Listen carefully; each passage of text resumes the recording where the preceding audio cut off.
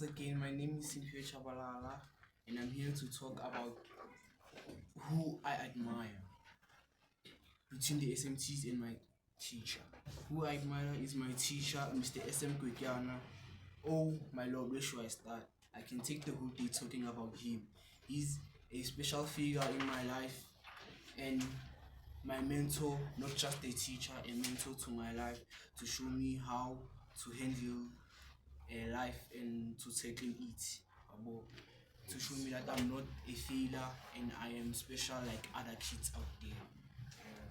So he's my role model, not just being a teacher, his self abilities and his leadership skills and her love and understanding. His love and understanding, because he's the best of them all. I take him as a father, a friend, a mother, everything that you can see. She's one of the pillars of my strength, because when I'm sad, I cry to him, because he's everything. God provided him in my life because he saw that I'm lost, I'm a kid that is lost, and I need direction. So he gave me a mentor, not just a mentor, a teacher in school and in life.